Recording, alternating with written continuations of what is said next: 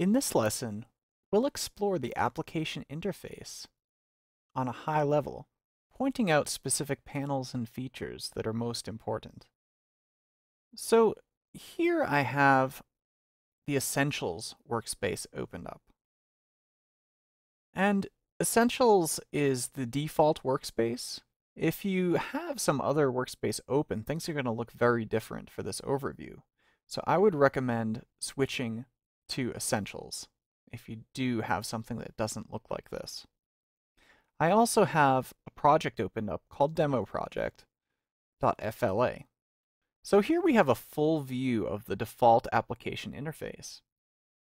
And what we see here is that we have a menu bar up top, and the menu bar contains many useful commands and features that can be accessed via these menu options.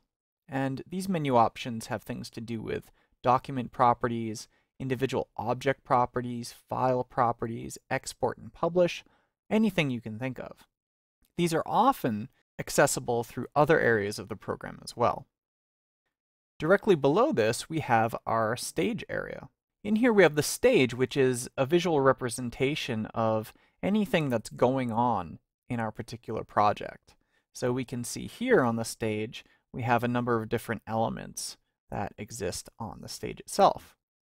This area around the stage is known as the work area or the pasteboard, and anything that's on that area isn't going to show up when we actually publish our movie. Directly above the stage in the pasteboard, we have an indicator that shows us which scene we're on, and also some tools to switch between scenes or to edit specific symbols that we have within our library. Here we also find our zoom controls. Directly below the stage, we can see our timeline. The timeline consists of a number of different layers and layer folders, which contain frames spread out across the timeline. Flash Professional is a frames-based timeline application. So unlike something like video editing software like Premiere or audio editing software like Audition, we actually have time being segmented into these little frames. And then we have a frames per second, which we can see right here. And that's known as the frame rate, and it's signified by FPS for frames per second. We see that here, and that determines exactly how much time these frames will actually take up in terms of minutes, seconds, and so forth. Here we also see we have the motion editor. The motion editor is applicable for motion tweens. So if we select a motion tween here, and then go to the motion editor, we see that there is a graph-based editor that we can use to fine-tune any of our animations. Along the side here are docked a number of different panels. By default in the Essentials workspace, we have the Properties panel open up here. And the Properties panel actually adjusts and changes what it displays depending on what is selected at any given time. So we can see right now we have a motion tween selected. If I click in the work area here, it's going to select our document for us. We'll be able to change some of our stage properties, such as frames per second, width, height, and stage background color. We also have the library panel here, and the library panel contains any of the assets that we are using in our particular project. So any symbol assets that we've created, or any imported assets like images or sounds. Assets such as basic shapes or basic text fields do not show up in the library. Right next to the Properties panel and the Library panel are a number of different other panels. So we have things like the Color panel, in which we're able to mix different colors. We also have swatches here, where we can use a color picker to choose from our swatches that are already defined.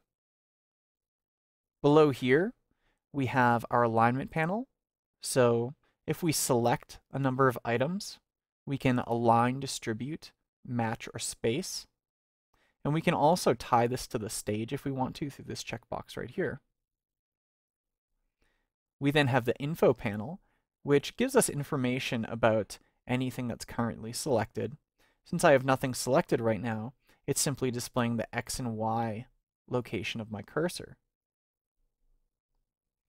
We have the transform panel, which allows us to do both traditional transforms and also 3D transforms upon objects. Below here we have our code snippets panel, and these allow us to go in and just drag and drop different little chunks of action script onto various objects on our stage. We have our components panel, which has things like video components and user interface components we can use in a project, and motion presets, which allows us to choose from a variety of interesting presets and view preview that's supplied with these presets.